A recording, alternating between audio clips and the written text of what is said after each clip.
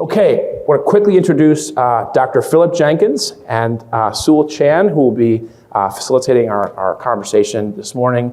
Dr. Jenkins, as you know, is a distinguished professor of history at Baylor. He taught for 30 years at Penn State before that. Here's the operational detail. I have floating around here book number 31. Sewell has book number 32 up here that he has written. Just an incredible, prolific life of scholarship, especially in the study of global Christianity early on. Books have been translated into 16 different languages, and this most recent one, Climate, Catastrophe, and Faith, has a little bit of an interesting, different thesis, how changes in climate drive religious upheaval. So Sewell's allowed to ask whatever he wants. Fertility and faith, global Christianity in Latin America, Asia, Africa, or about the weather, as he sees fit, gets to take it away. And Sewell Chan, it's such a privilege to have you with us for a second time here. He left the Los Angeles Times last fall, October, to do something hard, to go to take on leadership mantle at the Texas Tribune. He's been all over before that, 3 years, LA Times overseeing the politics section. The paper was awarded a Pulitzer in 21. He worked at the New York Times from 2004 to 2018 as a Washington correspondent, op-ed editor, international news editor. For 4 years prior at the Washington Post. He's the son of immigrants, as was named yesterday. He did a Marshall Fellows program at Oxford. He's the first generation of his family to go to college and did a degree at Harvard College, member of Council of Foreign Relations, PEN America.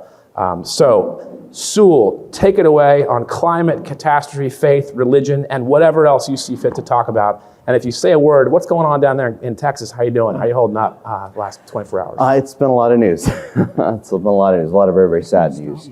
And reminds me of some of the themes that we've been discussing really these last 2 days, between Uvalde, the mass shooting, and then last night's tragic discovery of more than 50 deceased people in the back of a tractor trailer. It really gets to themes of migration, illness, mental illness.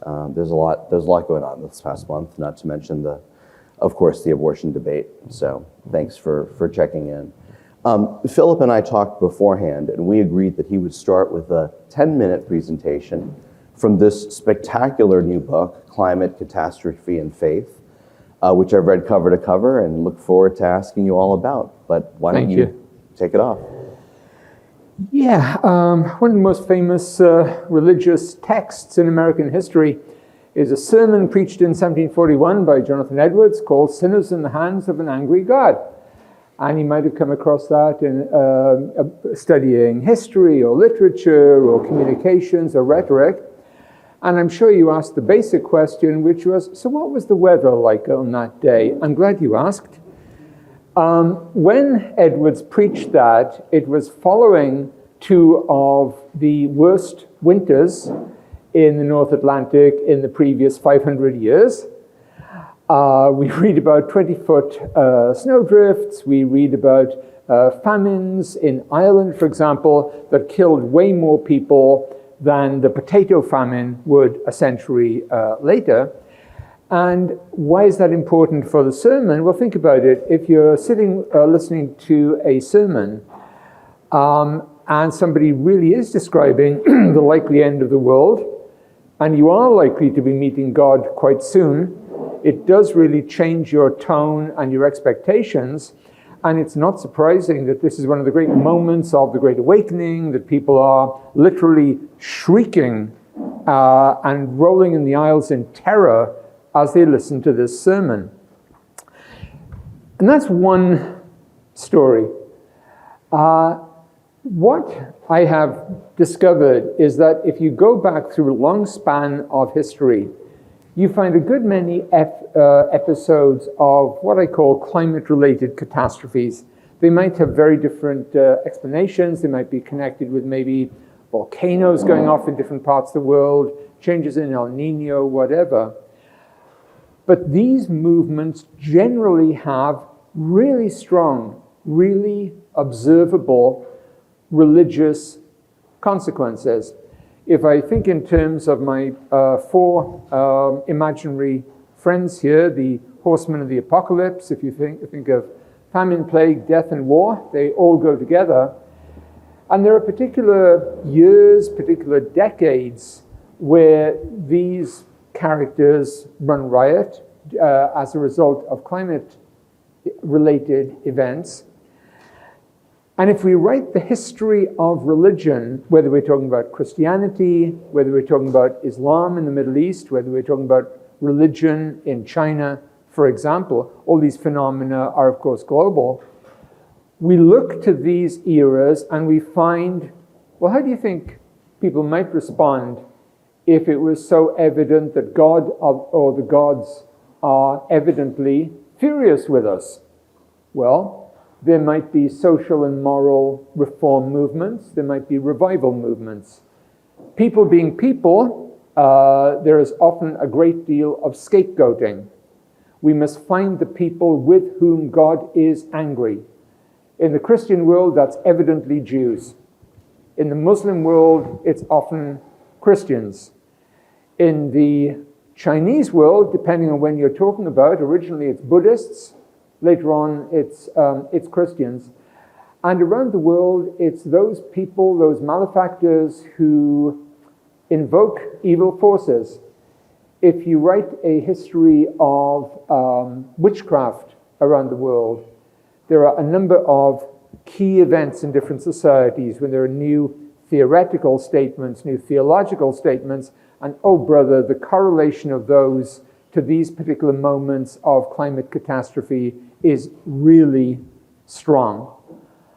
I think of religious change almost like a kind of punctuated equilibrium thing. It's as if religion is jogging along quite happily as a force in a particular society. And then you get one of these catastrophic eras where people are saying, God is angry, how can we respond to this? And there's a rocket sled acceleration, and the next generation or so is taken absorbing those changes. Now, please hear what I am not saying here. I am not saying, well, we've had these kind of bad climate episodes in the past, why would we be worried about climate change now? What we have now is qualitatively different from these eras in the past.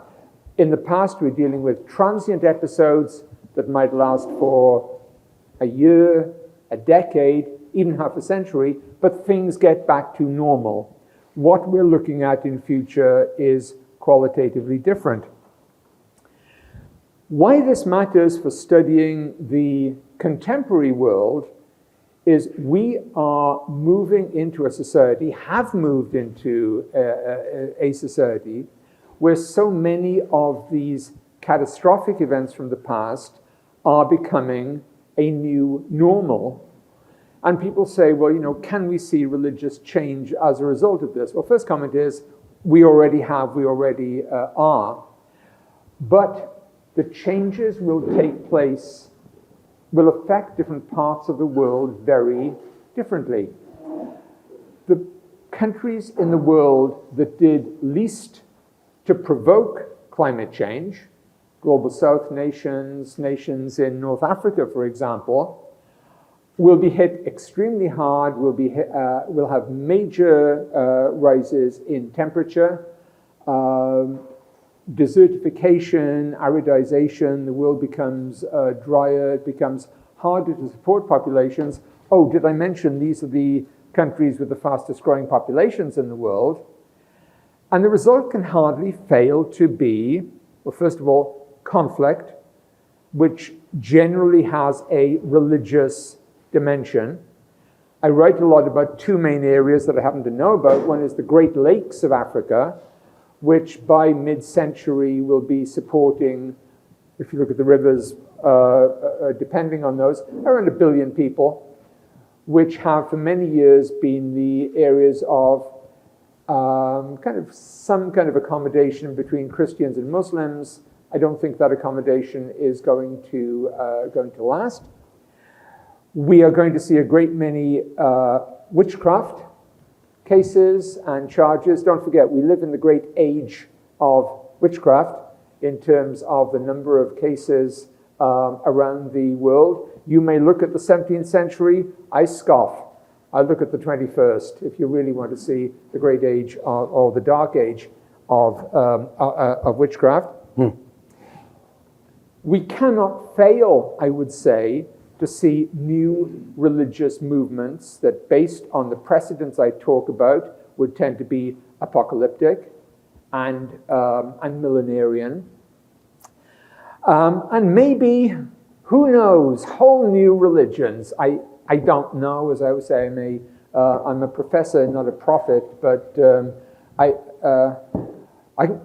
can give you a great analysis of something that actually isn't in that book, which is one of the great catastrophes to affect the world was from a volcano in the year 626, which is one of the biggest global catastrophes that ever affected. You can see its remains all over the American Southwest. And you look at what happened there, and what did that do? It basically gutted the Roman and Byzantine empires, but it was really good news for an apocalyptic prophet in Arabia by the name of Muhammad.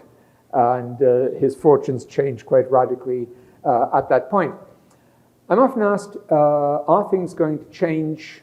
Will there be new religious movements like this in the global north, in the United States, in those countries that are Western educated, industrial rich and developed, that is the weird nations? And I always say, no, not to anything like the same extent. Of course, there'll be statements by churches, religious organizations, networks of concern, whether those are churches, synagogues, whatever, Evangelical Climate Initiative. But those are very much top-down, pardon the word, bureaucratic organizations that don't really speak to maybe regular believers in huge numbers. Why? Because the West has gone through one of the great historical changes, which is we believe that we have escaped from climate. Climate is something that happens to other people.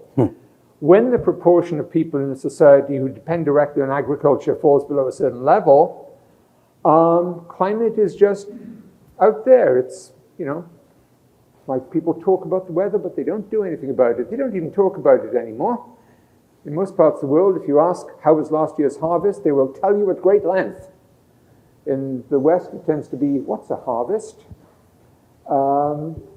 And so there isn't the direct resonance. And I'll just give you one kind of real quick example. In the American West and Southwest, we're presently running through a 1,200-year drought.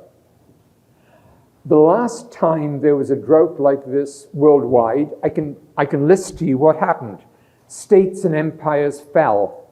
Maya classic civilization collapsed.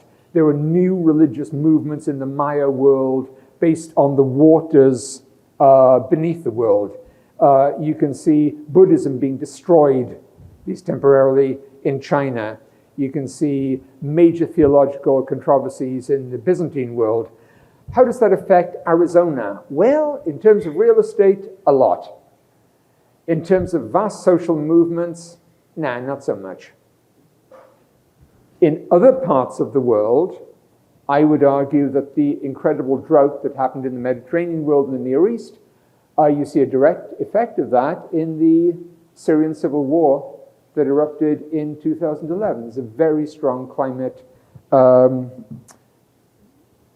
background to that. So, like I say, I argue that climate is something that you cannot ignore if you are looking at religious change through history, whatever the religious context, the religious movement. It's not a one-for-one thing.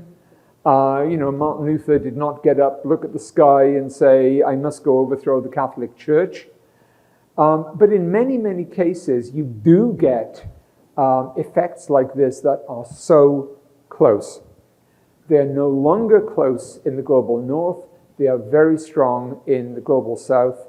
And to move back to a topic that Sewell just introduced, where you will see the greatest impact of this is in migration, in people leaving the global south from very, very harsh climate conditions, maybe with their new religions, their new religious movements, and what happens in Africa does not stay in Africa. And that's a very quick introduction, and I will hand over to my learned colleague. Philip, thanks so much for that very concise introduction. You know, I took extensive notes on your book, and I want to go through some of the historical examples that you talk about, but then what I really want to do is look at the now and the future, which may require something historians never like to do, which is speculate. Damn. One of the most striking things I find in your book is just that so many major world events are tied, as you say, to climate or natural disaster of some form. Indeed, you talk about the collapse of entire civilizations. And I really want to cite the Bronze Age Mediterranean world collapse of the 12th century BCE. Which were those civilizations again?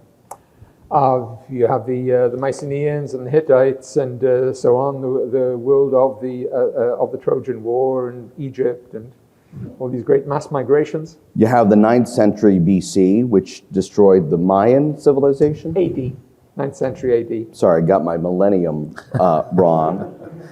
And Lots of historians do that all the time. And then you look at the 7th century AD, and as you explained, that was the century that included the rise of Islam, but it also, arguably, you say, finished off the Roman Empire. Could you talk about that? Yeah, something which is very topical in the last couple of years. There is also a very strong correlation between famine, plague, death, and war. Climate change leads to famine, which leads directly to plague.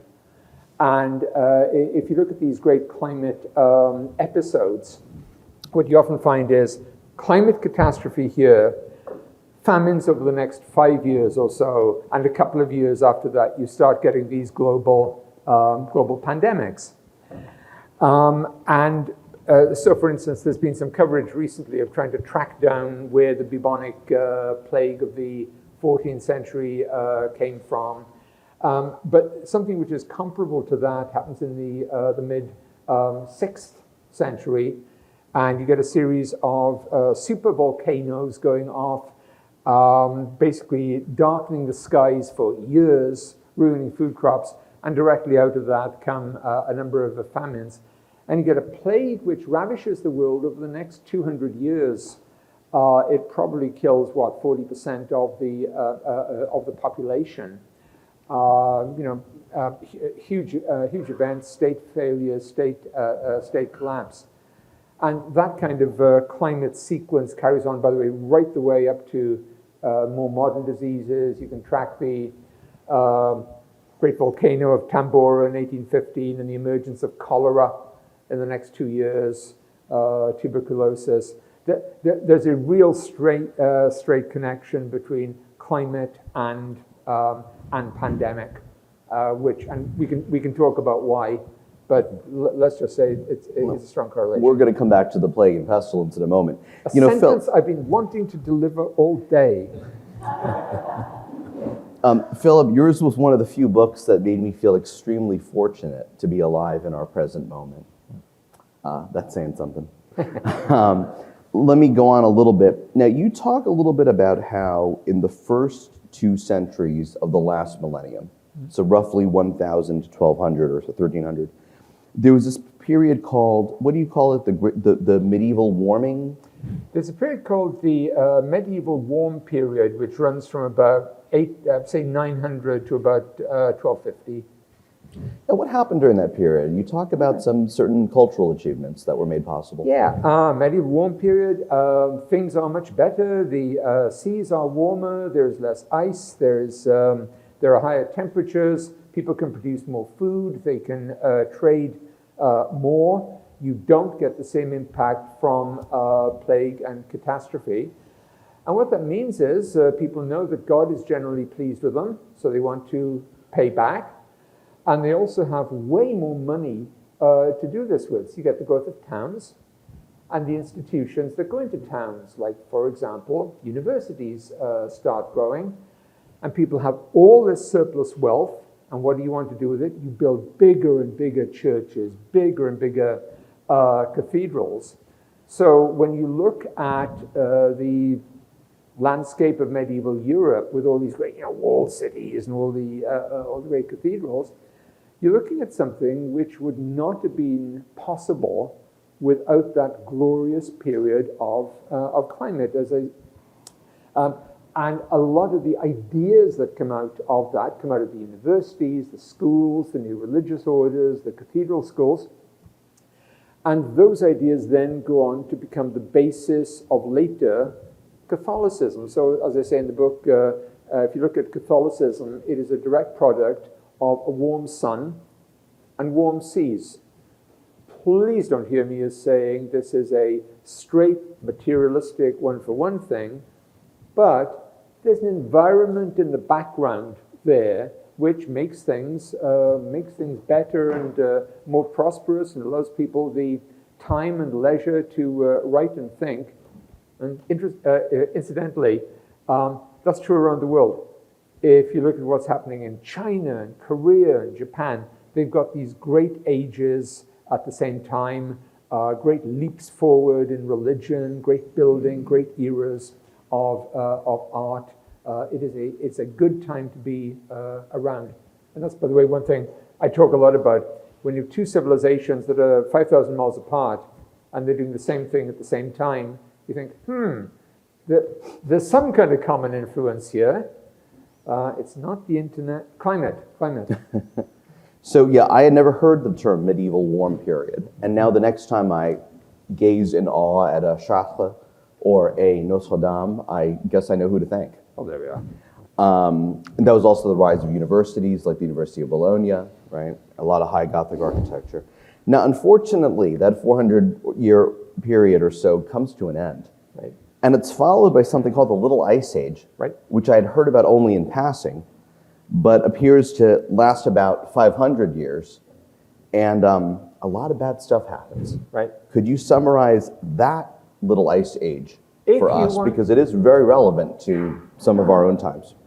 If you wanted to pick the worst time to be alive, it would be around about the year 1320. You're sure it's not now? You're sure? Oh, I can argue for this. Anyone here with Bubonic Plague? No, I think we're good. In the 13 teens, the weather goes to hell, a phrase I use advisedly. There is torrential rain for many years on end, wiping out crops, making it impossible for people to make salt. If you can't make salt, you can't preserve food through the winter, so you will basically die in February. February is the great month in which to die in the Middle Ages, should you so choose. It's the age of many pandemics and what are called panzootics. A panzootic is a great disease that sweeps the world and affects animals, not people. And people respond to this as you might expect. They scapegoat. They try and kill their religious minorities. The reason the map of the Middle East looks as it does, with Muslims where they are and Christians where they are, is a pretty direct response of years like 1321. The same thing happens to Jews in Christian Europe. And this is the point at which the flourishing Christian mission in China ceases to exist for about 250 years. It is, and I use the word advisedly, a global catastrophe. Global temperatures drop dramatically, and you can pick any number of examples of this. You look at places like, Cairo, for example, and note the fashion for wearing big Baltic furs to keep warm because it's so cold in Egypt. And that period really lasts until the coming of industry in the 19th century, and industry raises the temperature enough to create our present world. Within that ice age, there are a couple of what are called hyper ice age eras when things get extremely cold again. And some of those eras are very, very difficult indeed. So, yeah. Let me home in for a moment, and I promise we will get to the present, but there is a lot packed into this book that's important. Let's home in a little bit on the 16th century. Obviously, birth of the Protestant Reformation, followed about 20 years later by the Counter-Reformation. You talk in particular about the role of heat waves and drought, famines, plague, and then witchcraft. You have a thing for witchcraft.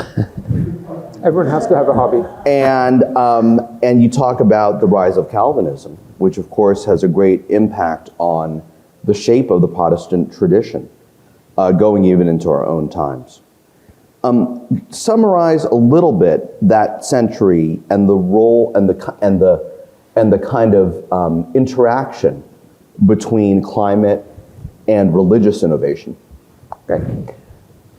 Rather than try and do like a whole broad thing, I just want to focus on one year, which I think is the great example. 1540. What happens in 1540? Calvin had been kicked out of Geneva. What does that mean? Why? Partly because, for whatever reason, people do not want theocratic loons running their place. But anyway,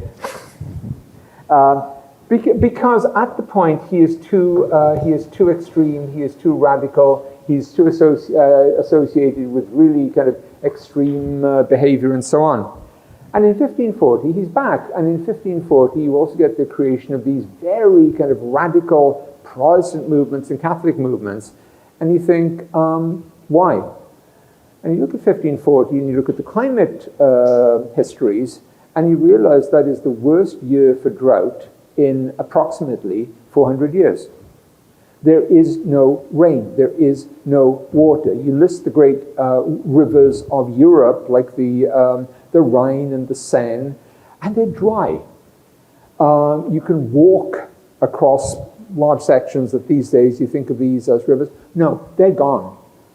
And if you're living in a world where, and I come back to this phrase again, God is angry. The natural world is so reflecting God's anger with you. How do you interpret this? We need urgent action. We need urgent moral reform. And when Calvin turns up and says, I have a very radical agenda, we have to do this. Oh, by the way, part of this is we're going to need a rigid dictatorship to organize food relief and famine relief, and I will be happy to take care of this. People say, yes, certainly. And this is really where Calvinism gets established. Without 1540, without that climate event in 1540, would they have accepted Calvin? Almost certainly not. It's also a great year in the creation of the Jesuit movement.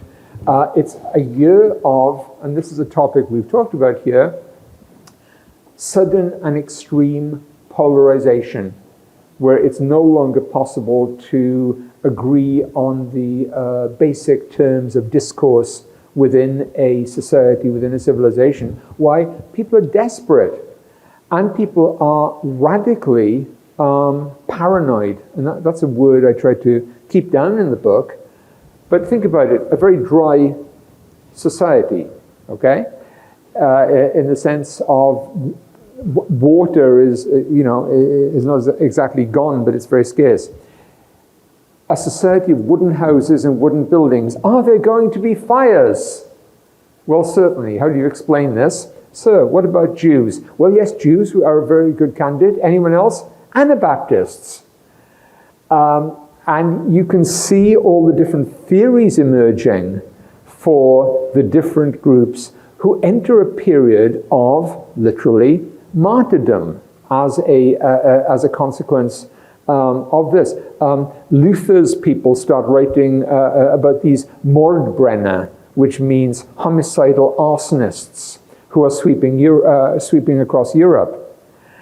And in a society like that, who are these Mordbrenner? Protestants think they're Catholics, Catholics think they're Protestants, Christians think they're Jews. And as I say, if you put it together, you can see what people are thinking, but without that climate dimension, you don't actually understand what's really happening. People become much more extreme because they're in fear of death. Now, I have just one more century to cover before we move over to the new world. I'm doing a lot of homework for you guys. It's a really rich book. Now, the 17th century, you know, we commonly are taught in school that the 30 Years' War, 1618 or so to 1648, was really the climax of kind of religious conflict in Europe, ending in something called the Peace of Westphalia, which has become very important in political theory and doctrine because it talks about, you know, the ability of Europe to kind of reach a kind of agreement to disagree when it comes to politics. Now, in talking 2 nights ago with Jonathan Tran and Shadi Hamid, it turns out that everything I learned about the Peace of Westphalia may very well be wrong. But nonetheless, since it's still, I believe, taught in AP European history, can you tell us a little bit about these religious wars of the 17th century? Mm. And you're talking about, I had thought it was just Protestant and Catholic. You're telling me about some volcanoes, about something called the Grindelwald fluctuation. I'd never heard of that before. About plague, and about Calvinism and about Protestant reform. As much as you can you tell us a little bit about that 30 Years' War era? Sure. And that narrative that Europe was able to finally reach, you know, this equilibrium of not killing each other based on sect. Okay. Yeah. For many years, historians have been interested in what happens in the mid-17th century and basically particularly the 1640s. We're all used to the idea of state failure. We're used to the idea of states collapsing and governments falling apart. One strange thing happens in the 17th century is that this happens around the world in civilizations and societies that have got nothing to do with each other. So you get this great revolution in England, for example, which overthrows the king, executes the king. You've also got one in China. You've got one of these great historic revolutionary movements there. And in many, many other countries, people talk about the general crisis of the 17th century. Something is going on in the climate. This is one of the worst points of the Ice Age. Look at any of these criteria that I'm talking about famine, about plague. Things are all hitting together. And then you've got that general crisis, which sort of figures itself out by about 1648 with the Peace of Westphalia, and everyone is entirely happy until things become actively worse from 1675. And then you've got another period of about 25 years, which is absolutely correlated directly with what's happening with the sun. You know, we've all heard of sunspots, and we think that's, you know, nice picture in a science class. Do they matter? Well, yeah. For a good long period, sunspots cease to be observed. Sunspots can no longer be seen, and what that means is the sun is giving out less energy. The world is getting colder. That interacts with ocean currents and volcanoes and so on. And if you start looking at the effects of that, now I'll just touch on this very briefly, or else we're going to get many people running out and saying, I have a plane to catch. For example, why does the map of Europe look like it does in terms of where the Ottoman Empire was and where Islam is? You can relate this to a series of revolutionary movements related to this climate catastrophe in the 1680s, Siege of Vienna. You can see a sudden upsurge of persecution in minorities who all look for new places around the world to go to. A lot of the Christian dissenters go off to Pennsylvania, 1682. But as you map all these crucial changes, you relate them to what's happening in the material world and the climate world, and you see these extremely sharp correlations. How sharp? Think of a society where you have a famine related to cold, where 1/3 of your population or half your population dies in a 3-year period. This is something you notice. This is something you try to find explanations for. What's the phrase I used? God is angry. what can we do? It drives migration, it drives colonial settlement, and you know, I can just draw so many examples here. Trivial example, I taught for many thousands of years at Penn State University. That whole area was settled by a bunch of families who were fleeing Ireland during the Great Famine of 1741. They were looking for somewhere with food to settle, and ended up in this, what they considered virgin land of central Pennsylvania. The local Native Americans had different opinions about what was virgin land. But if you write the history of colonial and imperial settlement, look at the forces driving that settlement, and also look at the fact of where you can sail. Like in the worst points and the coldest points, there are whole areas in the world that you just can't get to because they're so frozen. There's a wonderful book about the settlement of colonial North America by Sam White, great historian, which is called A Cold Welcome. What was it like trying to settle America during one of the historically coldest periods in the North Atlantic? Well, White has it figured out. Back to.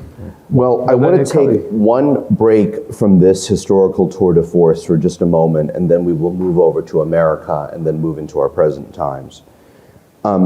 People obviously have been documenting plague, famine, disease, and certainly warfare for time immemorial. But what seems to me very new, Philip, about your research is that it was only, if I'm not mistaken, in the 1950s and 60s that climate science got good enough that we were able to really make, you know, retrospective assessments of the climate based on data. Is that correct? Yeah, sure. What influence has that, you know, kind of revolution within the craft of history had on historical interpretations, and why has it taken only until now, really, for, you know, climate to be integrated into our understanding of history? Yeah, history and literature, by the way. I mean, you can find any number of books now about the relationship between the climate setting and particular authors and schools of literature. Well, as you said, people really did not have the scientific knowledge. I mean, the whole idea of global warming, climate change, this really emerges in the 1880s, 1890s, but it's not until the 1950s and 60s with the work of scholars like a man called Hubert Lamb that we start getting this sophisticated history, which, as you say, links the climate to the death rates, to the famines, to the plagues. And once you do that, it really does change the way that you read history. Now, obviously the great danger is that somebody is going to try and find a climate explanation for every little thing and almost do away with human activity and initiative. And, you know, obviously that's totally wrong. But you just can't ignore the climate. If you try and write something about, for example, the American Revolution or the French Revolution and don't pay attention to climate, you're missing a very large part of the story. So now I want to move over to America. You talk about the 1741 Jonathan Edwards speech that was happening during a period that has been labeled the First Great Awakening, and the preaching tours of George Whitefield. You link that period to an exceptional period of cold. Can you elaborate on that? Yeah, we have, this is a great period. There are so many, you can't throw a stone in colonial America without hitting an amateur meteorologist. People are making notes of temperature and rainfall and so on. And so we have really good ideas of what is happening. And particularly in New England, where you read about the areas that people can ride their sleds across frozen sea edge in a way that's like inconceivable in later centuries. Different parts of the world have got extreme famine. If you map the two great Native American revolts in Spanish territories, one 1680, which is a horrific year, the other 1740, and it relates to this era of cold and drought in various parts of the world. That's definitely associated with El Nino. It's kind of a complicated episode. But once again, this does not make George Whitefield get up one day and say, there's a climate catastrophe, I must go preach. But you can have people preaching in all sorts of ways, preaching wonderful sermons, using wonderful rhetoric, and being ignored. What matters is that people are coming out to hear them and saying, I believe the world is in ruins, the world is about to be destroyed. Please help me, tell me what's happening. Leadership is a function of followership. You can be the best potential leader in the world, but what matters is whether you can gather and attract followers. It's this sense of crisis, of starvation, of disease that makes people willing to hear hellfire preachers, doomsday preachers. And there are a couple of episodes in the Great Awakening, but around about 1740, 41, 42 is probably the key turning point. Okay, moving into the 19th century, this is a question I've been waiting to ask. And in particular, I'd love to hear Hal Boyd and Kelsey Dallas later on, your reactions to this. But Philip, you try to connect, or at least mention the proximity of Joseph Smith's vision of the angel Moroni in 1820 and the creation of what became the Mormon religion. Yep. To an 1815 volcano in Indonesia. That's right. Tell us a little bit about how that one works. Sure. In 1815, okay. Did you know about this volcano? In fact, I did.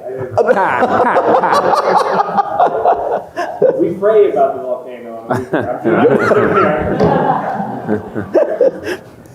The years around 1809 to 1815 are very, very dramatic around the world in seismic terms.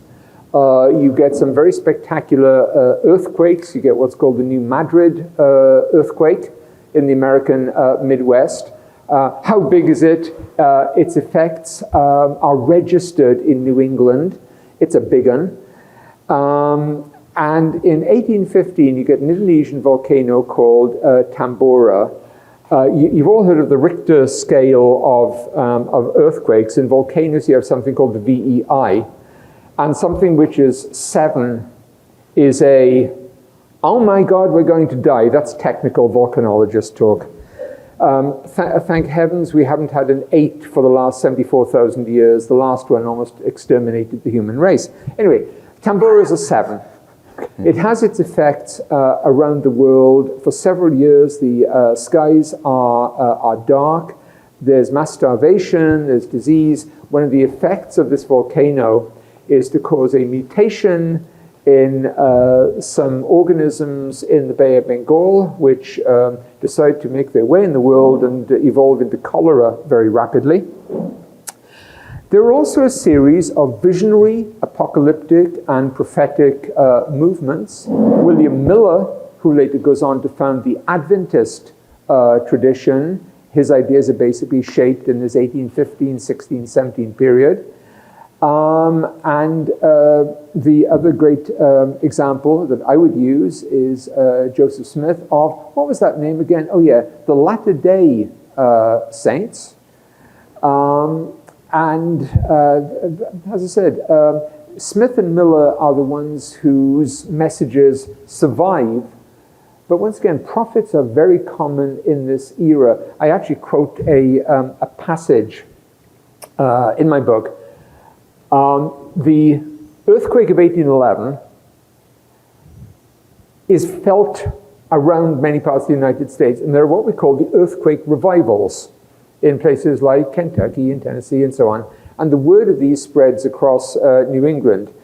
And there are some great passages in the Book of Mormon which are about earthquakes and earth tremors, and they read exactly like the descriptions of the response to the New Madrid earthquake. So, Earthquakes, Volcanoes, and Mormons, a book I propose to write under that title very soon. Now, just to be clear, because I'm just curious about this, so Smith would have been aware, obviously, of the earthquakes in North America. Yeah. He would not have known about the volcano in Indonesia. He would have known that the skies were dark, that there was a year without a summer, that people like, for example, well, he wouldn't know necessarily about Thomas Jefferson, but that all the intellectuals of the time are writing about these amazing phenomena that you cannot miss.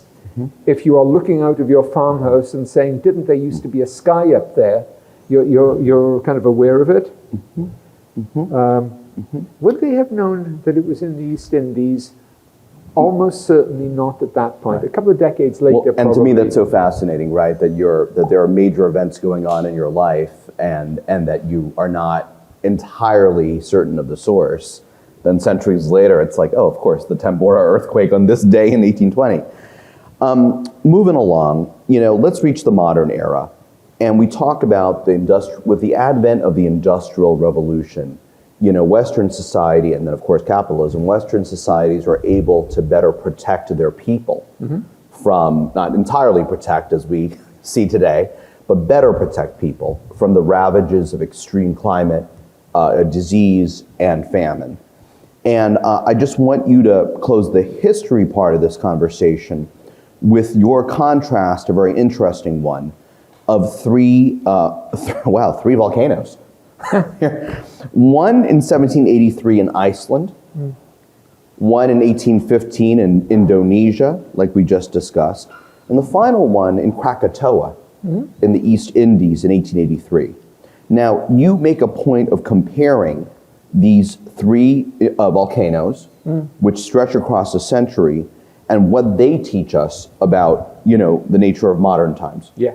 Again, long story short, my point is, in the 1780s, great majority of people in the West are still dependent on farming, agriculture. They really need the seasons.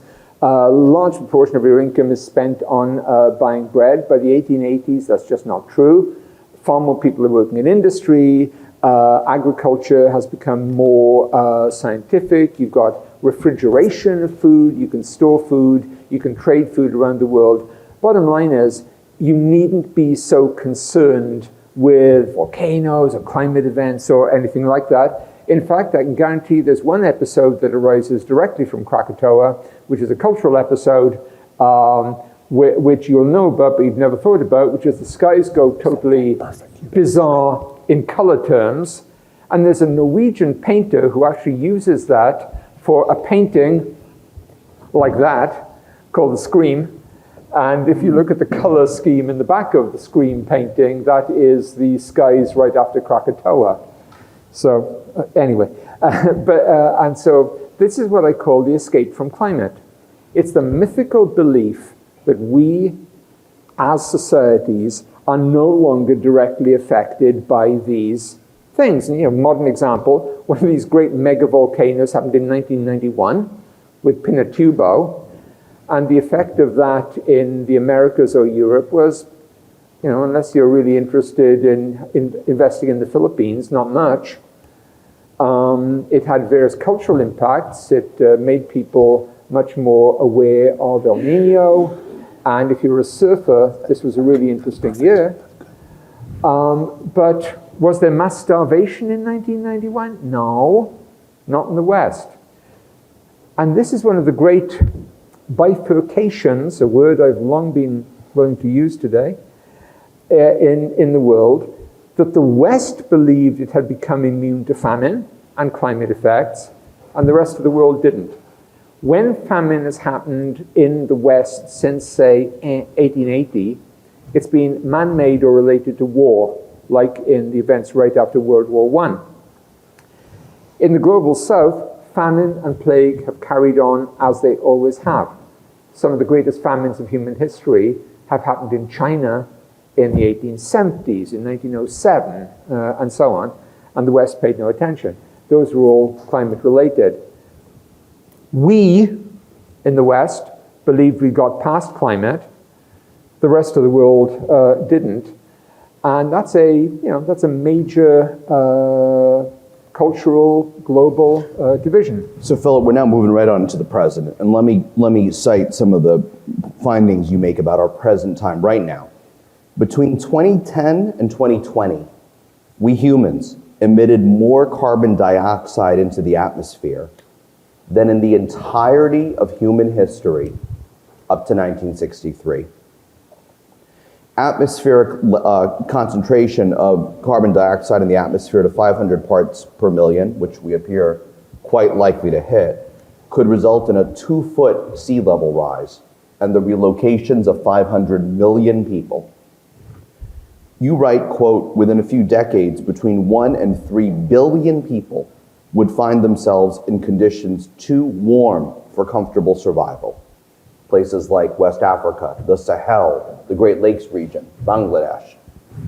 Outside the ecological niche in which most humans have survived for the past millennia. By a cruel irony, the countries most likely to face existential dangers are precisely those that have contributed least to emissions and done least to create the larger problem, end quote. You also note that these regions are among the youngest, fastest growing, more religious parts of the world, and perhaps more likely to interpret disasters in supernatural terms. And I think that's where it gets to your essentially most provocative thesis, which that if we think that all this innovation and flourishing and all these impacts on humanity were associated with these changes, over the previous 2 millennium, we might be entering really an entirely new period. And just one more thing before opening it up to you. Sure. You write, quote, the most vulnerable parts of the world are already suffused in faith, and these religious beliefs and values can only grow in the face of worldly disaster. Mm-hmm. Elaborate on what you think is ahead for the rest of this century. Boy, some of the numbers are kind of hard to, almost hard to grasp. Africa is where I do a lot of work. Just the raw numbers. In 1900, for example, Africa had 100 million people. By 2050, that should be about 2.5 billion people. Africa, by 2050, will be by far the world's largest center of Christianity. It'll be by far the world's fastest growing center of Islam in very adjacent territories. And that's completely separate from all these kind of climate and economic changes. There are particular areas that interest me. One thing which I don't think many people realize is we are presently living through the fastest age of urbanization in human history in terms of the share of people moving to cities, the size of cities growing. And if you think about it, cities are interesting in terms of they don't make their own food, normally. They're dependent on crops and areas around. Most of these cities are in places which are effectively failed states. And what that implies is if you want health, education, welfare, where you get it is from local voluntary organizations, which are churches or mosques. And if you want to understand why you have radical religion flourishing in countries, you look at that fact, and that goes a real long way to explaining their appeal. People do not say, I want to go off and become join a religious militia, become a suicide bomber, whatever. They want their families fed first, and they're only going to get that through those institutions. And the gap between what people can get through their regular efforts and what they need is going to grow very dramatically. If you ever want an interesting exercise, look at a map of the world's largest cities projected as of 2050, and look at the number of places that most of us have never heard of, like Ouagadougou and Niamey and so on, and think how they are going to survive in these worlds. By the way, if you follow the climate change debate, a lot of the fight is over preserving a 1.5 degrees Celsius change increase over pre-industrial levels. And 1.5 degrees, some people think even that's too much. But in West Africa, you're talking about a change of 4 degrees Celsius, where large parts of the continents simply become uninhabitable. Again, where do those people go? But if you look at those cities I mentioned, you'll also see them in another place. Look at the maps of how migrants get from Africa into Europe, and those are the centers. As I said, when you write the history of early American settlement, and you look at, for instance, the Scotch-Irish, you're looking at climate refugees. You're looking at people who are fleeing what's called Arctic Ireland at the time of this great famine. Well, Let me finish one sentence, if I may. A surprising amount of American history is driven by climate refugees. That's going to grow dramatically, but where you're really going to see it is Europe. Sorry to interrupt you there, Sewell. I apologize. in fact, you just commenting on what you're saying, you talk about how this has already started. That historical El Nino patterns in the early 80s contributed to the violence of the Central American civil wars. That was new to me. And then the following I'd heard before but didn't know that much about, that there was a 15-year drought in the Levant, Syria, Lebanon, etc., ending in 2012 or so. And that was the worst drought in 900 years. Mm-hmm. And may very well have contributed, as Tom Friedman and others have argued along with you, to the Arab Spring and the political revolts of 2011 and 2012. Mm-hmm. Okay, one last question before we turn it over to our colleagues. It is clear that Christianity, global Christianity, will continue to evolve. You say there may be a fresh openness to apocalyptic and millenarian preaching.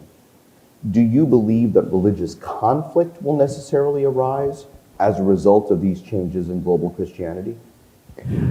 I believe that global conflict will swell, not so much as a direct result of changes within Christianity, but of the larger situation. In other words, you'll have groups which will be at odds with each other, and which will, in many cases, not all, define themselves in religious terms. And the line between Christianity and Islam is the obvious one, but by no means the only one. If you look at Asia, for example, you look at disputes between Hindus and non-Hindu groups in India, Christianity and Islam in Indonesia. You follow the 10th parallel. You follow 10 degrees north. That great line of division, and you can also have splits and schisms and conflicts within very deprived areas, which are Christian. One of the ones I find very interesting is the Peruvian crises of the 1980s and 90s, and some of the conflicts between Protestants and Catholics there. That was very, very heavily driven by climate. In which part of the world again? In Peru. In Peru, uh-huh. And you can also, I'm absolutely not the first person to say this, if you want to understand the Rwandan genocide in 1994. There was a decade of really radical climate change that had raised religious tensions, mainly between Christians within Rwanda. Yeah. And this, we're talking the 80s and 90s. If somebody says, could these climate changes have big religious, social consequences? Well, yeah, thank you, welcome back. We started doing this 40 years ago. Where have you been? Let's move it over to questions now, starting with Kelsey. I was just thinking about how right now, at this moment, as we all talk more and more about climate change, there's a lot of reflection on how climate change-related anxiety is affecting us, that people might be having fewer children, choosing not to have children, just feeling a sort of existential dread at all times that is driving them to do things they might not be doing. Was there that same type of self-awareness at that other points in history, or is this a modern thing that we obsess over how we're feeling? The anxiety might be there, but you think about it, most societies before the 20th century, the option of controlling numbers of children really is not there. except insofar as there's one wonderful form of contraception, which is celibacy. And people really do flood into religious orders, for example, and that's the ultimate form of world denial or world rejection. I am a little bit skeptical about the idea of, people fear climate change, so they decide not to have kids. If you think of the early mid-1950s, for example, most people believed there was going to be a nuclear war, there was going to be, the hydrogen bomb was going to get us all. There's a great deal of, why do we even bother, we're all going to die. What is that era? It's the height of the baby boom. So I never know. People may write articles about this and say, we're really afraid of this, we're not going to have kids. Look at the numbers in practice. America and the West are in the middle of a very, very steep fertility decline, very historic, very important change, huge impact on religion. But I don't think that's because they're concerned about existential threats. It's for a whole lot of other reasons. So I'm a little bit skeptical about that. But yeah. Melinda?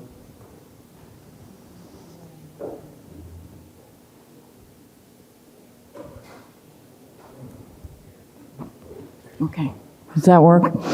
I wondered if you could say more about these homicidal arsonists. Yeah. In part because, something between 10 and 20% of the huge wildfires that are sweeping this state and others are set. Uh-huh. And I wonder if that's part of what's going on, maybe not. And also, what role climate plays in our polarization as you see it. Climate plays in what? In our current political polarization. Boy. Okay, yeah, these arsonists, I think in most cases you're talking about houses that burn. And think about it, you've got wooden houses, how people light their properties, how they keep warm, how they cook. They have fires. It is a very, very easy thing for candles or a fireplace to run out of control. And when that happens, most times you'll say, gee, fire the maid. In the context of an age of starvation, paranoia, you'll say, who is out to get us?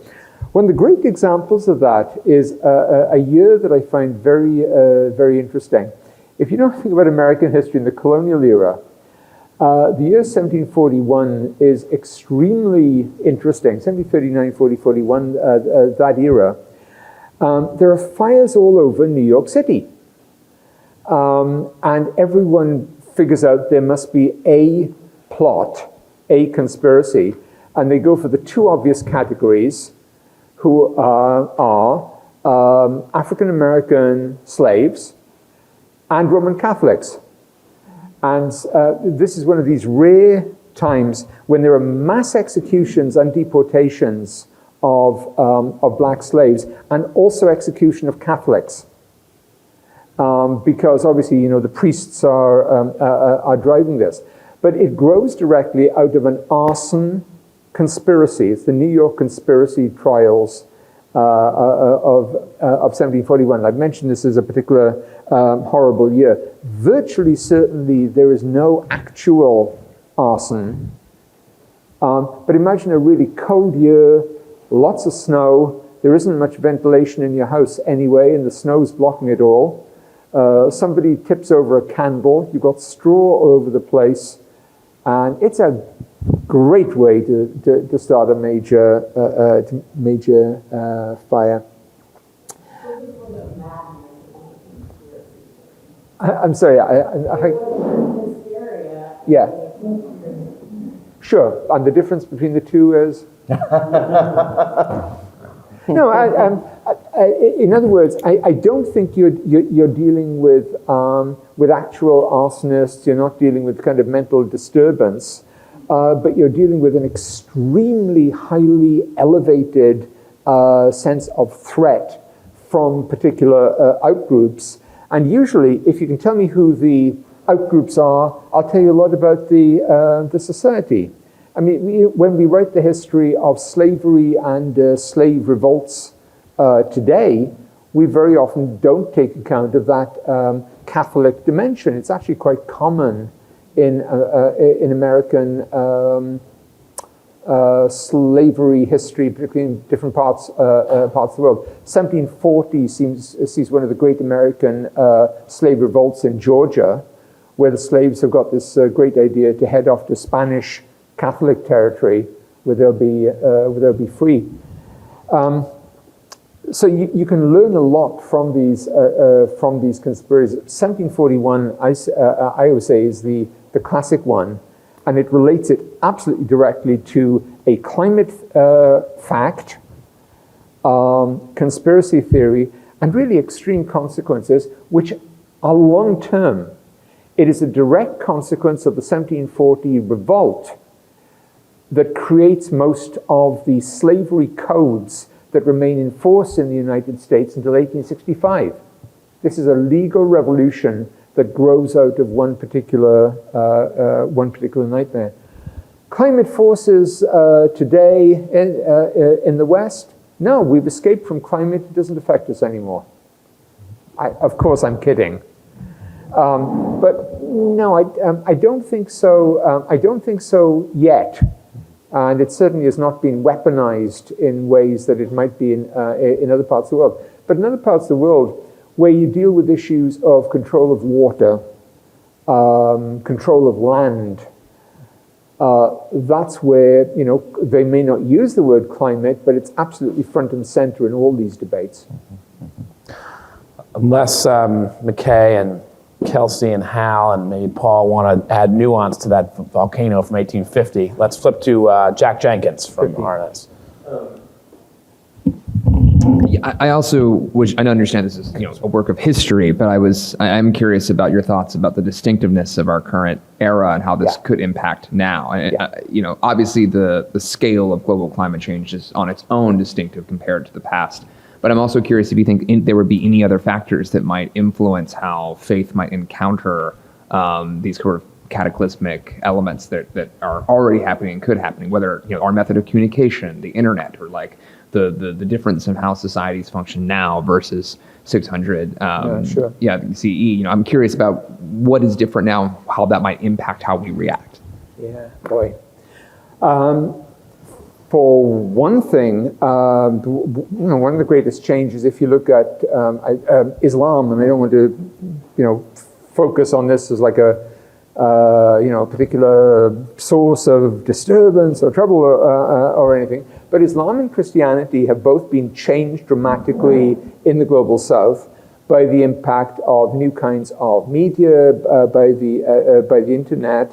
And they have moved to these more globalized forms, which are much less nuanced and subject to local cultures. So, for instance, West African Islam used to be really broad, tolerant, and they wouldn't like the phrase, but syncretistic. It was based on pilgrimages and shrines, and it was really very, very easygoing. In relatively modern times, partly as an influx of money, from Gulf states, from Gaddafi's Libya, it became much more fundamentalist, intolerant, and militant. Where you see this in the sharpest form is in Nigeria, which potentially should be one of the world's largest Islamic nations and one of the world's largest Christian nations before too long, and where the great and very depressing change has been one absolute cutting edge of climate disasters, issues of water, land use, desertification, and that drives movements between increasingly radicalized Christians and radicalized Muslims. You're familiar with Boko Haram, of course, the famous terror group. There are many others like that. Interestingly, when Islamic State got kicked out of Syria, they made a very specific announcement that they were going to relocate their center of operations to, and the countries they mentioned have two things in common. They have the highest fertility rates in the world, and the largest projected temperature ranges. And you're talking about Mali, and you're talking about Niger and Burkina Faso. This is not coincidence. If you want to get a really, radical, potentially radical population in that way, take climate and demography together, and you have a very, very explosive kind of mix. But the fact that someone in Syria can talk about relocating their operations to West Africa, that's a land of globalization already. And as I'm sure you know, I mean, these groups are so geared to the internet. If you look at something like Qaeda's old Inspire magazine, that was their great propaganda organ. So it is a different world. And what's the other one? Extremely weak states, basic state failure.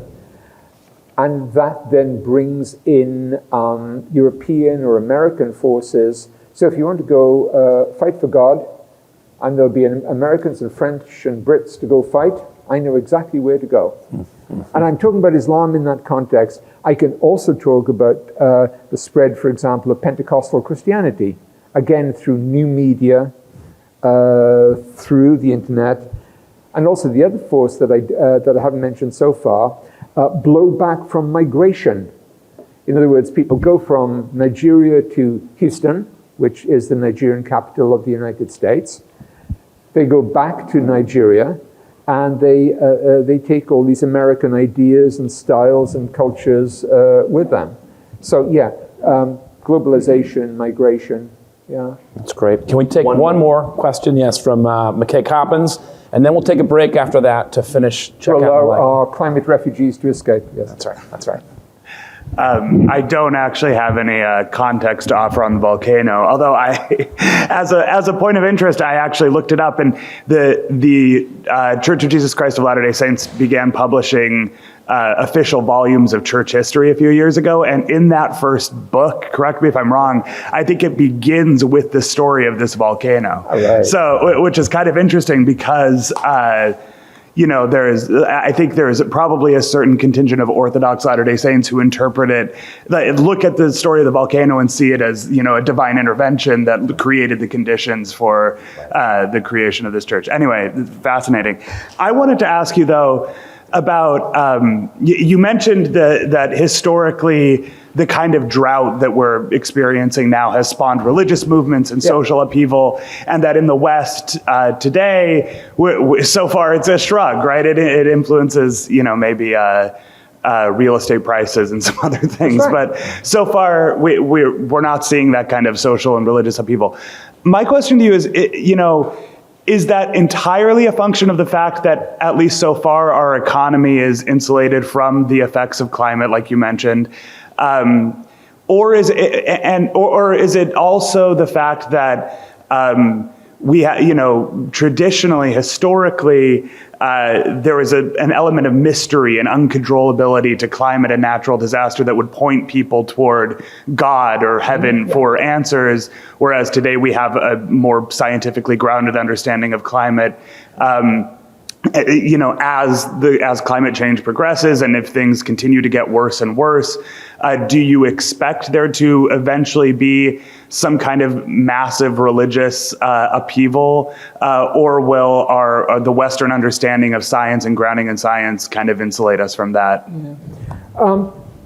I think that is a fundamental division, and I think the West is not going to have anything like the same kind of movements, either the big, apocalyptic or millenarian movements, or as big social movements within the churches and the synagogues.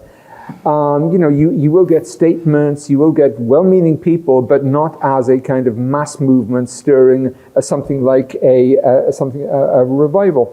The other thing about the West is actually has a lot of experience in controlling the effects of climate. And Exhibit A for that is if you ever go to the Netherlands, when you fly into the Netherlands, most of the land under you has deliberately been taken back from the sea and daily protected by the sea by society and the state and the government. As the seas rise, this is very bad news for what happens in Indonesia or Malaysia or even China. But the Netherlands will just think, a new wave of problems like the ones we dealt with in the 17th century and the 20th century and so on. So there's a real difference of attitude there, and I call it the escape from climate, which other countries, cannot afford to do. Just a trivia point, I mentioned Indonesia. Indonesia is one of the largest countries in the world. It's the largest Islamic country in the world. They are deliberately moving their capital right now because the projection is that in 30 years, their existing capital will be flooded. They are setting up a whole new capital city. And there are lots of other parts of the world where similar kinds of urban change and relocation are going to happen. Western cities, not so much. I mean, you can look at some low-lying cities, but people will be working very hard to insulate places like Miami before they give up and try major relocation. It's a different attitude of control. Yeah. Dr. Jenkins, do you have a first word? Hopefulness. Boy, hopeful. If I've written about climate and catastrophe, hopefulness is not going to be my first word. Jonathan actually raised a very interesting question about, do I have hope? And I see hope in two particular ways. One is the incredible human record of adapting to changes, which when they can't be prevented. If the US solved all its emissions problems tomorrow, there would still be China and India and Russia for the next 40, 50, 60 years. Temperatures are going to rise, the seas are going to rise. It's just a question of how much. And there are two big techno solutions here. One is that a large part of the world is going to have to get used to nuclear power. And the other one is developing new kinds of climate capture and storage. Trying to fight emissions is not going to do it. And so those are probably going to be the two big debates of the next 30, 40 years. Mm-hmm. Yeah. Becca Rosen, you want to Atlantic kick us off? My question is kind of similar to Kelsey's before about the kind of internal emotional experience of the people who went through these upheavals. But for me, I would say the pandemic experience gave me new appreciation for what it is like to have your life shaped by global events far beyond your control. And I'm curious for how the pandemic may have changed how you thought about what you were studying and how you looked at that experience in any way that was formed by what you were studying as well. So both directions. No, that's a great question. One very small thing, it taught me the difference between the word epidemic and pandemic. I'd always spoken about epidemic, and suddenly I realized what pandemics are. And it also made me focus on one issue, which is if you look at the history of these pandemics through history, from the plague through influenza and cholera, it's changing human interactions with the environment. So, for instance, if the world becomes warmer, you get all sorts of animals and hosts of different kinds moving to new parts of the world and spreading different disease pathogens with them. It now seems that what happened with the Bubonic Plague was that this was carried by a kind of mammal called a marmot, which wasn't particularly commonplace. The cold killed off most of the marmots, and so ambitious fleas designing to go west, young flea, linked their fortunes to black rats. And so it's a change in animal hosts. And that, of course, was the great lesson from the most recent coronavirus pandemic, which is a changing human relationship to animals in the form of the kind of food you're eating in ill-supervised markets. You know, the more globalization you get, the more climate change you get, different kinds of pandemic are going to become very, very frequent. And far more frequent, and we'll also be paying more attention to them, and we'll be more used to dealing with them. You know, if I told you in 2019 that you would regard wearing a blue mask as a normal phenomenon, you'd have thought I was crazy. And we've got used to this. So yeah, it really did change the way I thought about things, but specifically about human interactions with animals, which was one of the great lessons of the most recent pandemic. But I come back to that thing about climate related to famine, related to disease. You know, these should not be considered as separate topics. When people talk about climate change and the impact of climate change, if we could get out the message that it's not just about rising seas in places you've never heard about, it is connected with pandemic and disease. I think that kind of sharpens the lesson quite a lot. Yeah. I noticed that a number of your examples in the book and today as well, centered on Africa. Yeah. Do you have particular personal interest in Africa? It's what you've written, of course, 20 years ago about the rise of global Christianity, Latin America, Asia, Africa. But a lot of your examples are specific there. Yeah. You know, are there major things you think Western journalists miss about Africa, and are the proclivities toward miracles, healings, Pentecostal dynamism, somehow significant in a sort of different, non-developed setting? There's a famous text that I'm sure you've seen, which is in 10 rules or whatever, about how not to write about Africa. Which is kind of great lessons. You know, for me, one of the most important things that maybe we don't pay attention to is this incredible population growth of, what is it, in I'm going to get the exact dates wrong, but bear with me.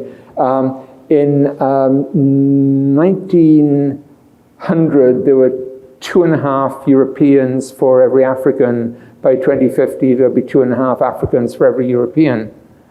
And that's slightly misleading because when you're counting Europeans, an increasing number of them have got African descent.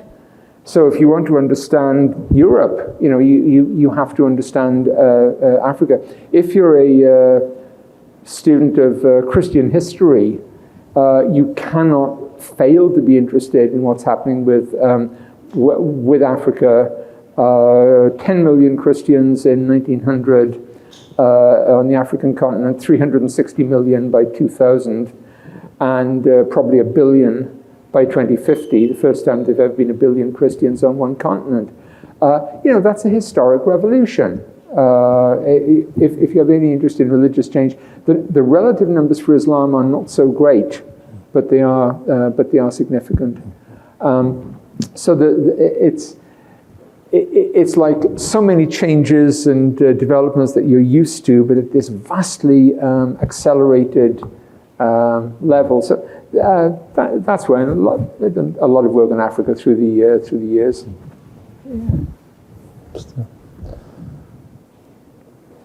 Robert. Hit that thing. It's better if you do, if you can. We were talking during the break briefly about the kind of unique space that I operate because I do white evangelical coverage by night and a business reporter in the energy capital of the world by day. Right. And the kind of relationship and I guess, by occupying those two worlds kind of have this interesting, I guess, view of how the religious sides, like the self-fulfilling eschatology that they almost have because of the link between so many Christian figures and leaders in Texas and the oil and gas industry. And as someone who is based in Texas but has spent a lot of time elsewhere, I guess I'm wondering just like how you think about how Texas has informed your views on this subject, and what your what lessons are there to be learned from us? Well, the other thing we were talking about over the break actually is you're based in Houston, and Houston is so much cutting edge for so many topics that we're looking at in terms of globalization, immigration. As Houstonians will very happily tell you, it's the most diverse city in the United States. If you want to do a good study of African Christianity, I can point you to many addresses in the Greater Houston area where you will see it all happening. When they're done in Houston, they move out to Katy, and also a city where climate issues are probably going to be at their most acute. You mentioned the various disasters and hurricanes and floods, which are not going away and not going to diminish when once-in-a-century events become almost annual. And the issue for me then is, how does that affect people's consciousness? Do they become aware of climate as a larger phenomenon? I certainly don't see it in religious terms. People seeing it in religious terms. I don't know if you do. But if there was a kind of rising new popular climate movement, somewhere like Houston would be a natural place to get that going. So I don't know what you think about this. Well, I guess I'm wondering, do you think the marriage between some religious groups in Texas and the economic drivers of Texas, do you think that that marriage, they're too entrenched within one another to that Venn diagram is a circle. And I know. I'm just wondering how you think about that relationship. It's interesting, Actually, I know so many examples of that from other parts of the world. Interestingly, from China, there are some really interesting examples of some of the most flourishing traditional Christian cities and Christian communities, which are absolutely linked to financial elites, not necessarily related to fuel or hydrocarbon, but to places that are known as the boss city, where the boss class is also the Christian leadership. It looks very English and Victorian in that way. Yes, can they evolve beyond it? Definitely, because somewhere like Houston also has those very big, IT sectors and biomedical sectors, and so it's it certainly does not have to be inevitably a fossil fuel central. But I speak to a business reporter, so I'm prepared to be corrected in all these issues. But the other forms of tech are growing so fast. Yeah. About from Waco, Jonathan Tran. Really amazing presentation. I totally agree with Josh. This is a very different kind of conversation around environment than I've been used to.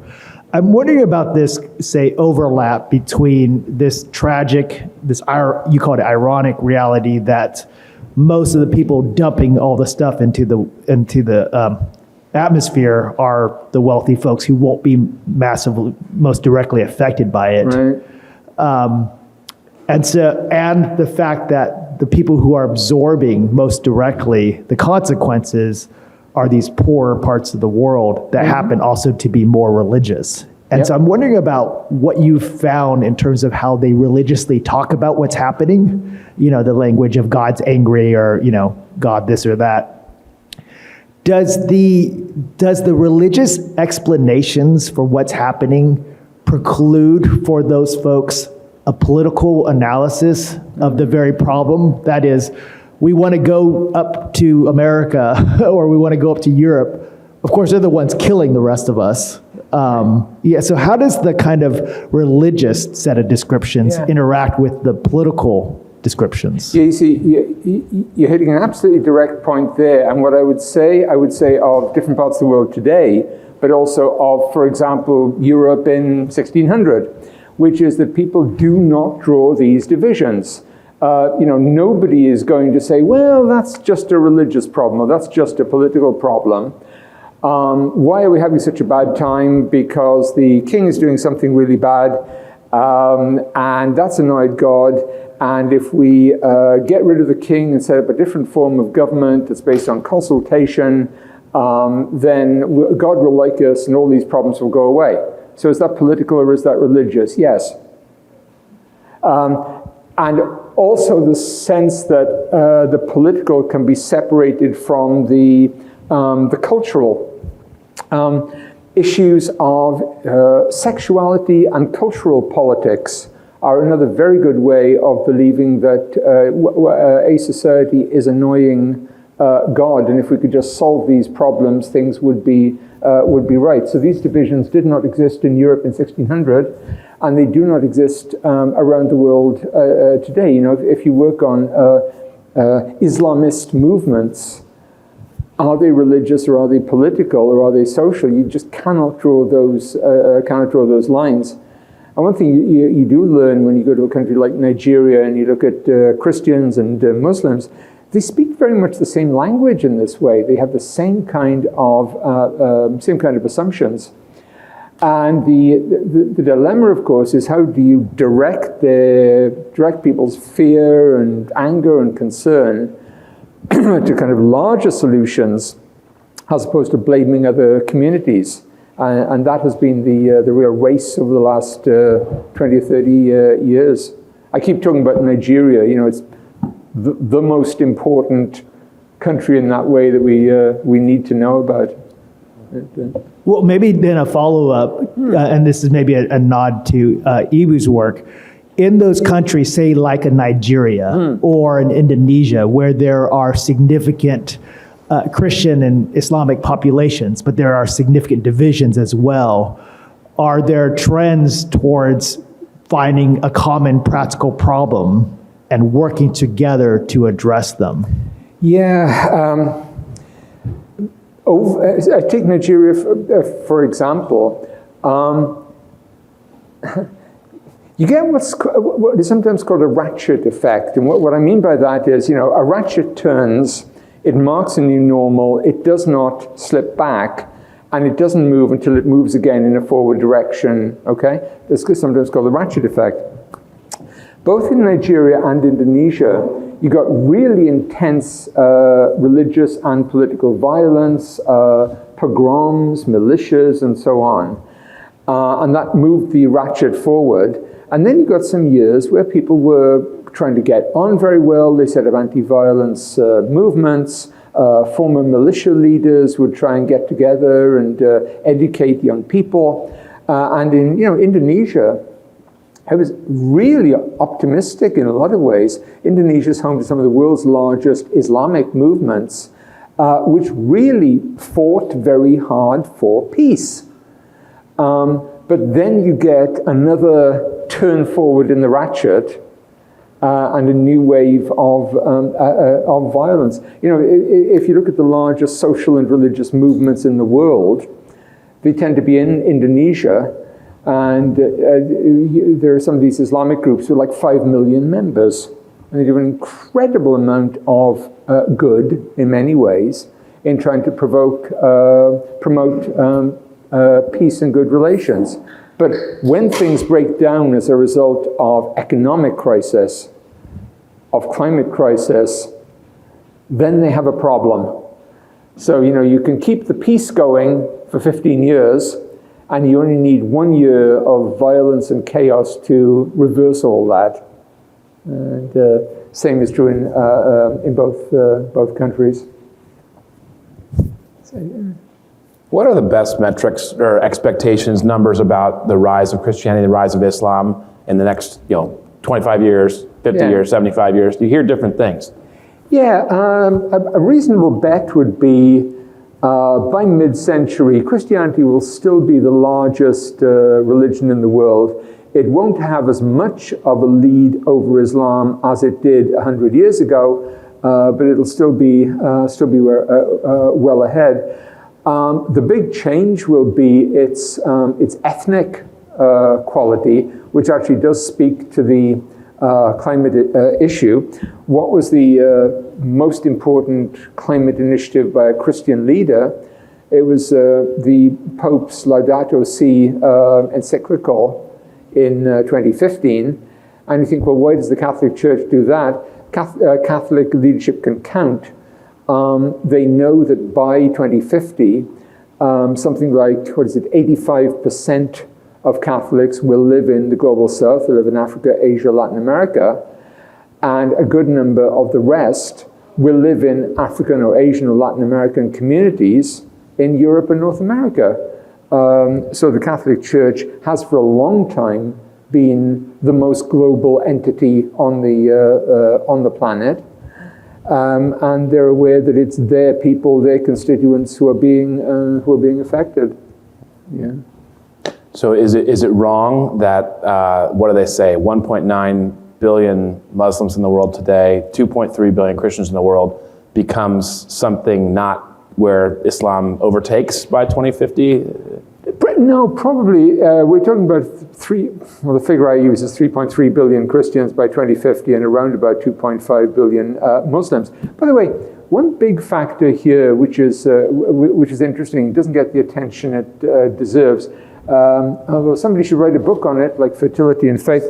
The most important change in the world, apart from climate, is demography, and is the collapse in fertility rates. And you're probably all familiar with this as a basic idea, which is, European fertility rates are very low and so on. The fastest falling fertility rates in the world are in many Islamic nations.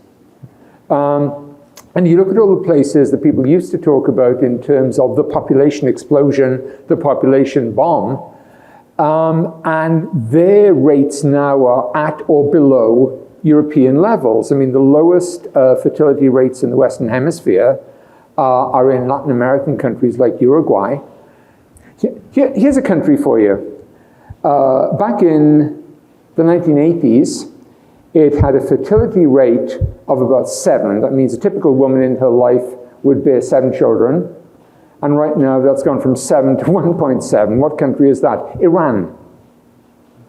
The fastest falling fertility rates in the world are Islamic. Not all Islamic nations. Some are very high. Pakistan, Egypt, Afghanistan, for example. But if you factor in those demographic changes, then that rate of Islamic growth is nothing like as high as projected. So Christians and Muslims are in this great race to reduce family size. By the way, lower family size, lower fertility rate correlates very closely with religious zeal and religiosity. You can argue which comes first. Do people become less religious if they have fewer children, or the other way around? But there's a close correlation. In that case, where are the countries with the really fast-falling fertility rates? Iran. Saudi Arabia now has like Danish-style fertility rates. Does that mean, pardon me? What's behind the falling fertility? Damn it, women! In many cases, the changing role and aspirations of women. In a country like Iran or Algeria, it's women in higher education. In Algeria, for example, women represent, I forget the exact figures, it's like 60% of lawyers, 60% of judges, and by definition, they're not going to be having 7 kids. Why the secular link? Well, think about it. Imagine a family that has many, many children. They're very closely tied to religious institutions for all the rituals of life. And they're not going to say a word against those communities. And the clergyman, and I stress clergyman, is the source of authority and expertise. Now imagine a world where people are way more educated. I, as a regular woman, know much more than the priest or the imam. I'm not going to listen to that guy on everything. Issues like contraception, for example, tend to make people branch away from traditional religious authority. And if you look at a country like Iran, the people in Iran are actually very, very secular. The government isn't. And so this kind of change within Islam is going to have a big effect on numbers. In 30 years, you're going to have many, many millions of people say, yeah, sure, I'm Muslim, sure, I'm Christian. What that means in actual terms of substance is, who knows? But as I say, the country that's really interesting there is Saudi Arabia. 20 years ago, I read a book that had Saudi Arabia as a very high fertility, high religion nation, and then they did something sneaky on me. Their fertility rates went like that. We're becoming Denmark. Half the states of India now have fertility rates below replacement. And that has huge, huge political consequences. If you look at a country like Turkey or India, if you take any area and tell me the fertility rate, I will tell you what party that region votes for. Does it vote for a religious party or a more secular party? Demography isn't everything, but it isn't nothing. And I guess the gender politics and culture war politics and so on. Hal Boyd, Deseret News, I think. I've completely forgotten my question. Sorry. This is absolutely fascinating. Since I'm on the spot, are there any? Are there any intersections between these two books out of curiosity in terms of sure. Climate, fertility, religion? Yep. I'd be interested. Yeah, partly they're geographic. In, as I say, the countries that are most under threat and most directly affected are also are countries within the tropics, which is a phrase we're going to be hearing a lot more of in recent in future years. Tell me a country's latitude, and I'll tell you a lot about its involvement in climate issues, its demographics. Closer to the equator, the more trouble it's in. And those countries are also high demography, high fertility, and high religiosity. So just to give an example, if you take a country like Sudan or South Sudan, then it's basically near the equator, cutting edge, endangered by climate issues, extraordinarily Might be a hurricane, I'll be right back. There's some kind of climate problem. Fertility and very high religiosity. You take the opposite extreme to that, which is, Denmark or Sweden. And that all works very well until you get immigrants from one country to the other. And you look at how the immigrants from the global south interact in global north countries and see how religion provides a divide there. So, yeah, these sort of emerged as one book. And, I can keep going, although, I guess we have Steph on there, but, okay. Well, let me ask another question. Would, sort of, seems to be kind of a chicken and egg situation. Does higher fertility rate beget religion? Does religion beget higher fertility rates? Have you looked at those interactions at all? Sure, and what I say is, and I'm very careful about this, there's a correlation, and I don't know the causation, and there's a particular reason for that.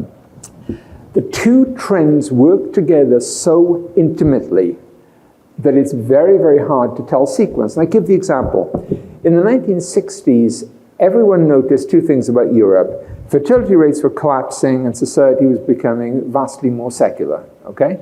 And then they said, well, this is due to Protestant characteristics and it's this sense of Protestant individualism, yada, yada. And then in the 1970s, the story was about, above all, Italy and Spain. And within the space of about a 5-year period, you had a collapse in fertility, you had a collapse in religiosity, and you could map those changes by a series of referenda which set very determined church opposition against the new world of more educated women with smaller families. And there was a sequence of debates over what? Divorce, contraception, abortion, same-sex marriage. And you could trace the absolute collapse of church authority. And what I've always argued, by the way, is that a few years after that, you have clergy sex abuse scandals. And it's not that the clergy sex abuse scandals drive people away from the church. People have to be really detached from the church before they're prepared to listen to stories about clergy sex abuse scandals. And so that's what I argue about European Catholicism. And the great case study, if you ever want to do it, I was listening to Russell Moore very carefully. He was talking about this idea of losing the church losing public sympathy, and he chose the example of Ireland. Absolutely classic. And you could map Irish secularization through a series of these referenda over things like divorce and contraception, abortion, and so on. And if you track that, it gives a near perfect correlation to the fertility rate. And the only bump in the fertility rate is immigrants, where the second language of Ireland is now, what would it be? Gaelic, surely. No, Polish. There's a ton of Africans and Asians, and it's a very diverse European country. But that's why I'm very interested in fertility and faith, not because I see the one driving the other necessarily, but because there's a very close correlation. Very hard to tell which comes first, and by the way, the phrase is the chicken or the lack of eggs, I believe. Ibu Patel, Interfaith America. No, please, and can you say it on the thing, because we'll get it on the transcript and recording. Want me to confess my stupidity on with a live mic? Okay, so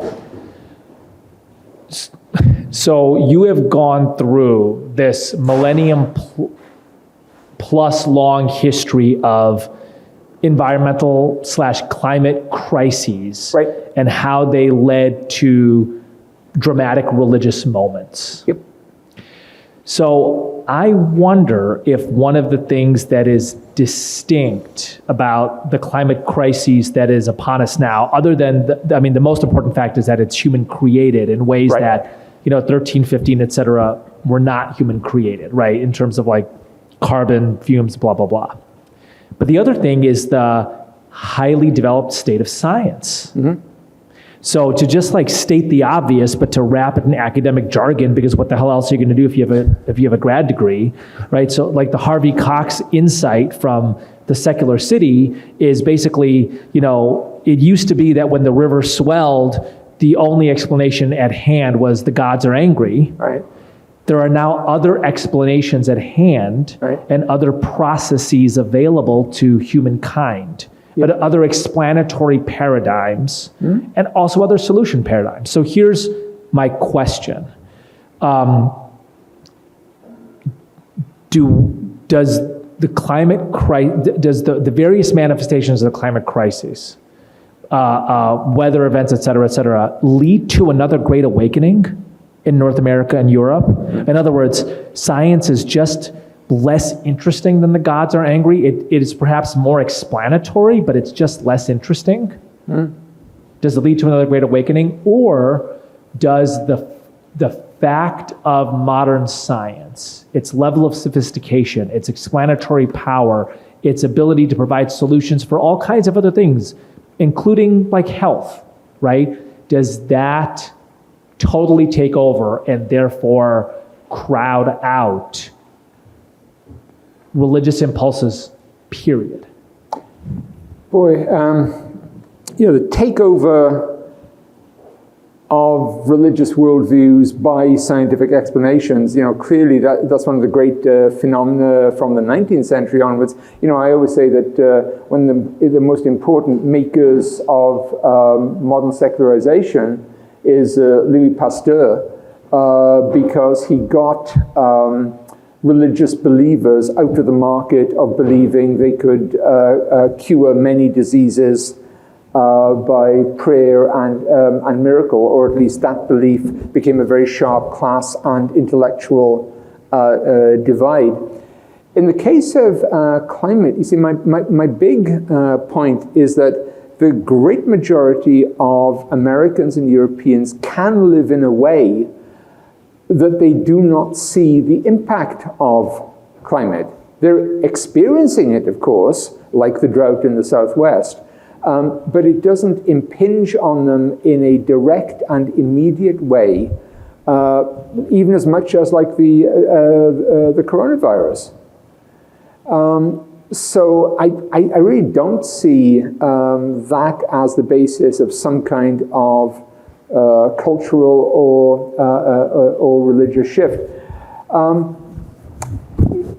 You know, the other thing is, when you look at the dominance of science, it always pays to throw in a caveat there, which is, yes, we do believe in scientific worldviews, but boy, people are really open to radically unscientific worldviews, various kinds of, you know, mystical and conspiratorial ideas. And it really makes you wonder whether the Enlightenment won as totally as we think it did. Right? Yeah. So yeah, but in the case of climate, I don't see that causing the kind of you know, cultural, intellectual paradigm change, either reinforcing science or opposing science. Regular people, regular Europeans and North Americans will take a long while before they really see that this is directly headed for them. And we come back to that point about Houston, when you get like a once-in-a-century catastrophe every year, maybe gradually people will begin to see something. Just a quick follow-on. So part of what I find interesting about this is that in the way you presented the narrative with Sewell, yeah, climate event, religious event, climate event, religious event, yeah, climate event, religious event. We're at the end of history, is what you're saying, right? In other words, you don't see that logic continuing. Right. That's super interesting. I mean, everything you've said is interesting. Okay, there are a number of transitions that people talk about as signs of modernity.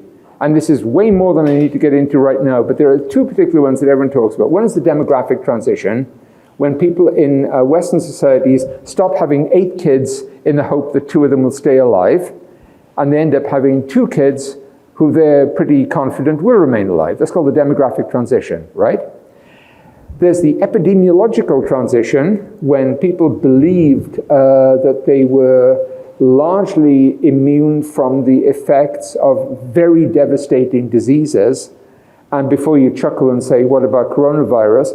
Coronavirus was not particularly bloody by the standards of most of the great historic plagues and catastrophes. It wasn't in the same league as like influenza in 1918. I would add one other transition, the climate transition, the escape from climate, which I would date to the late 19th century, when people actually could believe that climate was something that happened to other people. And yeah, strange things could happen. We get a real lot of rain or whatever, or it gets very cold, or it gets super hot. But it's not something that impacts the way we are able to buy food, for example. So demographic transition, epidemiological transition, I would add the climate transition. I'm going to call it the Jenkins transition just for today. Thank you. How?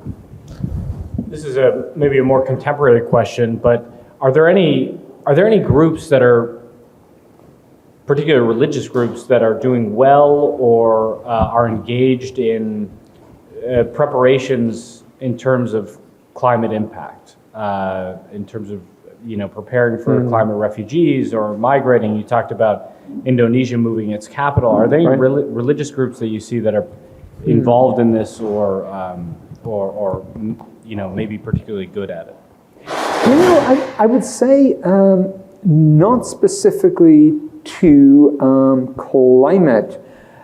Some religious groups around the world are very, very good in directing relief, in feeding populations, and often they're not the ones you expect. So, for instance, if you're in aid in Africa, and you're told that, well, the main organization here is a really millenarian apocalyptic sect, your response is, yes, wonderful, you can deal with these people, they're organized. And they tend to be kind of more disciplined movements in that way. The more I come back to migration here, and I'm sorry, Sewell's not here to talk about this, but the role of religious groups in directing migration and assisting migration and picking up rewards from that in terms of the gratitude of those migrants for generations to come, that's a huge story. And that's a story we actually learn a lot about from American history. You know, look at the great influx of religious groups between the 1880s and 1920s. Migrants, when they reach a new country, tend to become much more religious. Because they go to institutions that provide them with organization and succor and comfort, and that means that they and their children tend to belong to those groups in ways they never did in the old country. But in answer to the one about specific groups, I really can't give anyone particular. That's one more quick follow-up. Sorry, Melinda, you're up. Hunterberger from Sacramento Bee. Is the fact that we live in such a secular society part of why we're not responding to climate? Because, I mean, this state is on fire. There is no more fire season. It's year-round. I mean, it's pretty apocalyptic, but we don't see it in those terms because we have financial interests, I suppose, and not. You see, my question, back to your question, would be, what do we mean by a secular society? Right up until very, very recent times, most Europeans looking at the United States are baffled by the fact of it being so religious. And, you know, I'm one of these people who believes that America actually is secularizing quite rapidly and becoming much more European. But that process is a very new one. And if you do have these, you know, apocalyptic signs, like you have the forest on fire. By the way, Australia is another great example of that, where just these astonishing, vast, epic forest fires. And people tend not to see them in those religious terms. It's partly what Ibu was saying about you know, scientific modes of explanation. It does raise an interesting issue as to what you would need for people to make that leap to seeing that as signs of the apocalypse. You know, if you got like, I don't know, you know, super volcanoes and forest fires and hurricanes, I don't know, but we seem to be a long way away from it as yet. Interestingly, the language is all there. So people will talk about this as apocalyptic, or another interesting word, biblical. But they don't mean it. They don't mean it literally. But you see, what you don't understand is you think of almonds as some kind of natural product. Everyone knows that they just appear in the night in supermarket aisles. And obviously I'm kidding, but in terms of what the vast majority of people know about where their food comes from, it's extremely limited. Or where this water that comes out of this faucet here, where has this come from? Most people don't have a clue. Now you imagine a society like pre-modern Europe, or large parts of contemporary Africa, you know very well that what the sequence is between animal life, production, water supply, and keeping you alive. That's something that we've really lost, for better or worse. Just as we know we can never be hit by epidemic diseases. If I may take a privilege before we break for lunch and go, you know, live the dream a little bit, and ask one last question. Peter Berger was a somewhat regular speaker to this group, as you know, and probably knew personally. I'm curious about how your last two books, you know, temper your point of view on his reflections around religion and modernity, and the idea that when you get richer, things, you know, societies tend to get less religious, but then again, there's the American exception, there's a Right. desecularization of the world. Yeah. How do these two prisms that you've used in the last pair of books impact your understanding of religiosity and wealth? Boy. Yeah, I think my biggest distinction from Peter Berger, who is a great scholar with a terrific sense of humor, is that I would make the connections maybe more cultural, and I'd emphasize issues of changes in like gender and society and sexuality that are associated with wealth, and that are then reflected in fertility. So that's really the missing dimension there. You could actually, as I say, do a very good book on this, just in terms of global north, global south, and gender, which does get us back in so many ways to the first of our discussions here. But, yes, that's a real quick response. But as I say, if I have a basic point here, I would just like to wind up with: do not hear me as saying that there've been lots of these climate episodes in the past, and we're living in just another one. This one is different, and this one will not go away. So unless we do something. Well, lunch is served outside. Thank you, Dr. Philip Jenkins. Seriously, it was awesome. Appreciate it. Thank you.